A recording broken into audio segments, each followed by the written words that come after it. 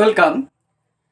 SLST 2 11-12 এবং অবশ্যই নবম দশমের নিয়োগটা যাতে দ্রুততার সাথে হয় তার জন্য কিন্তু আজকে কিছু যারা এম প্যানেল হয়েছেন, বিশেষ করে একাদশ দ্বাদশ স্তরে, তারা শিলিগুড়িতে আজকে উত্তরবঙ্গের গুরুত্বপূর্ণ একজন এমএলএ এবং মিডিয়াতে শোনা যাচ্ছে তিনি শিক্ষা দপ্তরের দায়িত্বে হয়তো আসতে পারেন, সেই শঙ্কর ঘোষের সাথে দেখা করেছেন, সাক্ষাৎ করেছেন। তার কিছু বিস্তারিত তথ্য আমার কাছে এসছে, আমি সেইটা নিয়ে আলোচনা করব আজকে। আর আরেকটা বিষয় যেটা যে অনেকেই বিভিন্ন প্রশ্ন করছেন, আগামীকাল আমি উত্তর দেওয়ার চেষ্টা করবো। তার মধ্যে একটা যে স্যার আপার প্রাইমারি নিয়োগটা আগে হবে না এসএলএসটির পরে কোনটা হবে নেক্সট, এসএলএসটি 3 না আপার প্রাইমারি, কোনটা পড়াশোনা শুরু করব, সেইটা নিয়ে আমি কিছু বিষয় নিশ্চয়ই আপনাদের সাথে যে তথ্য পাচ্ছি তা আলোচনা করব।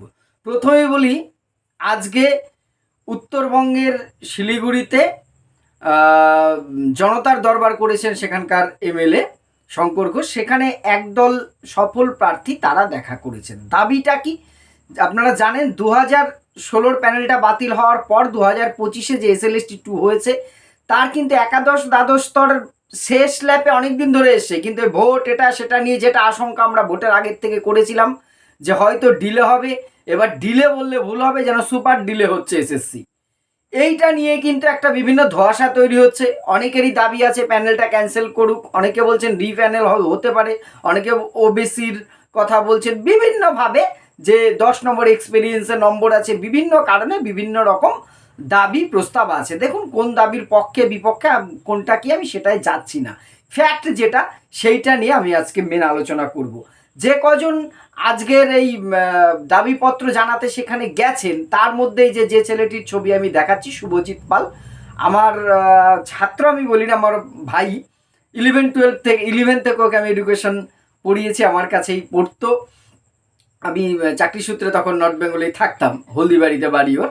এবং এবারে কিন্তু ও এসএলএসটিতে সফল হয়েছে, প্যানেল হয়েছে, এম প্যানেল হয়েছে। এখন আমাদের এডুকেশন বিষয়ের কাউন্সেলিং এখনো হয়নি, কিছু বিষয়ে দেখবেন কাউন্সেলিং হয়েছে, 90 দিন হয়ে যেতে বসলো, রেকমেন্ডেশন লেটার নিয়ে বসেছে, তার 90 দিন ভ্যালিডিটি থাকার কথা, তারা কিন্তু অতান্তরে পড়েছে। কি হবে?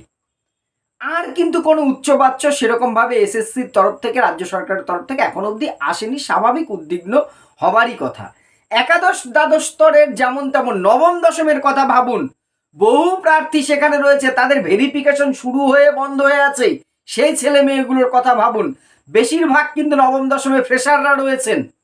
ইন সার্ভিস 2016 একটা বড় অংশ রয়েছেন একাদশ দ্বাদশে, তারপরেও কিন্তু একাদশ দ্বাদশে প্রায় 4,500 ফ্রেশার ছেলে মেয়েরা চাকরি পেয়েছেন আমাদেরই ভাই বোনেরা। এই 10 নম্বর ছাড়াও তারা পেয়েছেন, তাদের স্যালুট জানাই। এবং অনেকেই এই 10 নম্বর থাকার কারণে বহু মেধা বঞ্চিত হয়েছে, এটা অস্বীকার করার কোনো জায়গা নেই। ডে ওয়ান থেকে বলেছি যে সেটা নিয়ে কোনো অস্বীকার করার জায়গা নেই, বিভিন্ন কিছু বিষয় সেটা নিয়ে অনেকবার সরব হয়েছি এই সিস্টেম নিয়ে।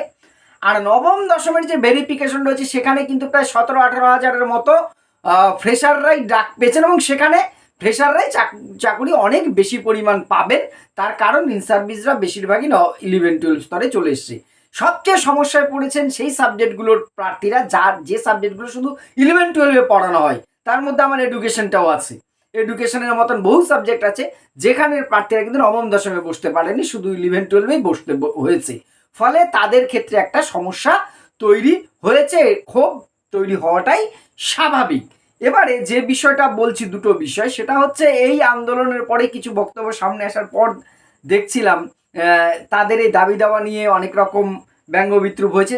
বাক স্বাধীনতা সবার আছে বলতেই পারেন, কিন্তু একটা প্যানেলের কোনো একটা নাম, কোনো একটা শুভজিৎ পালের বলে ইডব্লিউএস ক্যাটাগরিতে এই শুভজিৎ পাল ডাক পেয়েছে বলে অনেকেই বলেছেন। এই তথ্যটি ভুল, আমি এটুকু বলছি, ও ইডব্লিউএস ক্যাটাগরিতে ডাক পায়নি, বা ও ইন সার্ভিস 10 নম্বর নিয়েও ডাক পায়নি। শুধু এইটুকুই আমি যারা আমাকে অন্তত বিশ্বাস করেন তাদের অবগতির জন্য জানাচ্ছি। এই যে তথ্যটা সোশ্যাল মিডিয়ার নেগেটিভ পজিটিভ দুটোর দিকই থাকে, ব্যক্তিগতভাবে অনেক আক্রমণ করা হচ্ছে, এটা ঠিক নয়। দেখুন, প্যানেল বাতিল হবে কি না হবে সেটা আমি বা আপনার কথায় কিছু যায় আসে না, কিন্তু আমি প্রথম দিকে একটা কথা বললাম, আমাদের শিক্ষকদের মধ্যে আমরা কাঁকড়ার স্বভাবটা আমাদের মধ্যে সবচেয়ে বেশি। আপনি উপরে গেলে কাঁকড়া কোনোদিন হাড়ির থেকে বাইরে বেরোতে পারে না, যে উপরে উঠতে যায় বাকিরা টেনে ধরে, এটাই নিয়ম। দেখুন এই প্যানেলটা যতদিন ঝুলে থাকবে, প্রথম কথা 31 আগস্টের মধ্যে নিয়োগ করতে হবে এসএসসিকে, না পারলে সুপ্রিম কোর্টের কাছে যেতে হবে, কি করবে জানি না। এই নিয়োগটা হচ্ছে সুপ্রিম কোর্টের রায়ে বাতিল হয়েছে, তার ভিত্তিতে। ফলে এখানে অনেকেই বলবেন গেজেটের প্রসঙ্গ তুলবেন, সেটাকে বাদ রেখেও বলছি, ফলে এই নিয়োগটা সরকার চাইলেও যে কাল বাদ করে দেবে সেটা সম্ভব নয়। এই নিয়োগ না হলে কিন্তু আবার নতুন এসএলএসটির আসার সম্ভাবনা নেই, এটাও কিন্তু একটু আমাদের মাথায় রাখতে হবে। দেখুন 2016 নিয়োগটা যারা এই দুর্নীতির বিরুদ্ধে প্রথম প্রতিবাদ আন্দোলন করেছিলেন ওয়েটিং প্রার্থীরা, আমি আগেও তাদের পক্ষে হয়ে দাঁড়িয়ে বলেছি যে সবচেয়ে বঞ্চিত হয়েছিলেন 2016 ওয়েটিং প্রার্থীরা। তারা কেস টেস সব করলেন, চাকরি গেল, তাদের দাবি কিন্তু যথার্থ ছিল, আমি সেটা বলছি না, কিন্তু সবচেয়ে লস রান করেছেন তারাই। কি নিয়তির পরিহাস, এটা ঠিক হয়নি। না তারা বয়সে ছাড় পেলেন, না তার অভিজ্ঞতার নম্বরের কোনো প্রশ্ন আসে না তাদের, অথচ লড়াইটা করেছিলেন তারা। ফলে মাঝখান থেকে 10টা বছর সরকার কিন্তু এই জুজু দেখিয়ে চলে গেছে, কেস চলছে, নতুন নিয়োগ আসছে না, হ্যান ত্যান। এই নিয়োগটা যদি ডিলে হয় আলটিমেটলি কিন্তু আমাদের ফ্রেশার ভাই বোনেদেরই পক্ষান্তরে ঘুরিয়ে ক্ষতি হবে। অন্তত আমার মনে, আমার সাথে আপনি একমত নাও হতে পারেন, আমাকে বিদ্রুপ করতে পারেন অনেকে, আমার ব্যক্তিগত স্বার্থ নেই, আমি 16 প্যানেলের নই, আমি এই প্যানেলের কেউ নই, কিন্তু ভবিষ্যতে এসএসসি এসএলএসটির যে নিয়োগ, সেই নিয়োগগুলোও কিন্তু আর হওয়ার সম্ভাবনা সদিচ্ছা সরকারের থাকলেও কিন্তু আর নিয়োগ হবে না। এই জায়গাটাকেও কিন্তু আমাদের মাথায় রাখতে হবে। হ্যাঁ জানি আপনাদের ক্ষোভ বিক্ষোভ, বিভিন্ন সাবজেক্টে 60 পেয়ে চাকরি পায়নি, এইটা কোনো দেশে হয় বলে আমার অন্তত জানা নেই। আমার অজানা অনেক কিছু নিশ্চয়ই আছে, সেটা সেই সোর্সে থাকতে পারে, কিন্তু আমার জানা নেই। সেই ক্ষোভ বিক্ষোভের যথেষ্ট জায়গা আছে, এটা একেবারে অযৌক্তিক এই অ্যাঙ্গেল থেকে দেখলে। কিন্তু যারা ডাক পেয়েছেন তাদের তো কোনো দোষ নেই, তারা তো পড়াশোনা, আপনারা যখন পড়াশোনা করেছেন কিন্তু বিভিন্ন কারণে আপনি হয়তো প্যানেলে আসতে পারেননি, সবটা আপনার ব্যর্থতা, আপনার দোষের কারণে নয়, আমি আগেই বললাম। কিন্তু যারা প্যানেলে এসছেন তাদের তো কোনো দোষ নেই। এই যে হাজার হাজার ফ্রেশার ছেলে মেয়েদের কথা, যা আমি ফ্রেশারদের কথাই আজকে বলবো, আমি সার্ভিসদেরকে আজকে বাদ রেখেই বলছি কথাটা, যারা এসছেন তাদের তো কোনো দোষ নেই, তারা তো এত কিছুর পরেও নিজের জায়গাটা করেছে। এইবার তাদের নিয়োগটা সরকার দ্রুততার সাথে দিক, সেটা আমি চাইবো। তার সাথে নবম দশমের দিকে একবার তাকাতে হয় আমাদের। তাদের ভেরিফিকেশনটা শুরু হয়ে বন্ধ হয়ে গেলো, ভেরিফিকেশনটা ইন্টারভিউটা সময় বৃদ্ধি নয়, আমরা চাইবো আগস্ট 31-এর মধ্যেই নিয়োগটা হোক। যেভাবে চলছে সেটা কতটা সম্ভব সেটা নিয়ে অন্তত আমার সংশয় এখন কিন্তু তৈরি হচ্ছে।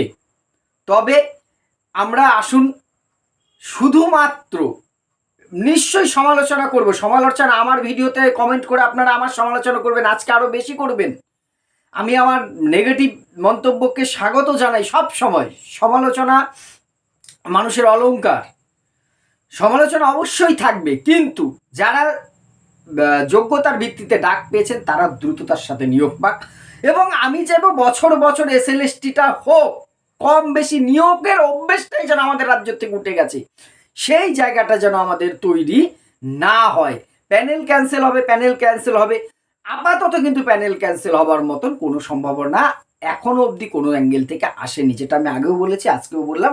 তাই আপনারা এই বিষয়গুলোতে পরবর্তী যারা ওয়েটিং আছেন তারা অনেকে নিশ্চয়ই ডাক পাবেন, কিন্তু বাকিদের অনেকেই যারা বলছেন স্যার ক্লাস শুরু করুন, আমি খুব ইমিডিয়েট 2-1 দিনের মধ্যেই আপনাদের এসএলএসটির ক্লাস আমি নিয়মিত এই চ্যানেলে আমি দেওয়ার চেষ্টা করব। আর একটা যেটা প্রশ্ন, আপার প্রাইমারি নিয়োগ আগে হবে না এসএলএসটি নিয়োগ আগে হবে, এ নিয়ে কোনো নির্দিষ্ট তথ্য দেওয়া যাচ্ছে না। তবে এটুকু শুধু আপনাদের বলতে পারি, নিয়োগ কিন্তু বহু নিয়োগ হবে খুব দ্রুত। এই নিয়োগটা শেষ হলে আপার প্রাইমারিও আসবে, এসএলএসটিও আসবে। কারণ 29 ভোটের আগে বড় একটা নিয়োগ এ রাজ্যে কিন্তু হয়ে আরও একটা নোটিফিকেশন রাখার পরিকল্পনা সরকারের রয়েছে, এবং হওয়াটাই স্বাভাবিক। কারণ নিয়োগ নিয়ে এত অভিযোগ এসছে বলেই রাজ্যের যুব সমাজ, শিক্ষিত বেকার যুব সমাজ, তারা কিন্তু এই বিগত সরকারের উপরে ক্ষোভ রাগ দেখিয়েছেন, ফলে এই জায়গাটা কিন্তু এই নতুন সরকার সুযোগটা হাতছাড়া করবে না। এই নিয়োগ শেষ হলে আপার প্রাইমারি SLST প্রায় একসাথেই, আগে পরে সামান্য হতে পারে, নিয়োগের নোটিফিকেশন কিন্তু আসার অপেক্ষা আছে। আপনারা জানেন যে সমস্ত ভ্যাকান্সি চেয়ে পাঠিয়েছে সরকার ইতিমধ্যে, নিয়োগের নোটিফিকেশন কিন্তু আসবেন। আপনারা প্রস্তুতি শুরু করুন। প্রস্তুতি মানে কোনো কোর্সে, অনলাইন কোর্সে, অফলাইন কোর্সে ভর্তি হওয়াকে আমি বলছি না। সেটা যদি আমিও আপনাকে কোর্স বিক্রির কোনো অফার দিই, সেটাও আমি অ্যাকসেপ্ট করতে বলছি না এই মুহূর্তে, যদিও আমার সেই ধরনের কোনো কোর্স নেই।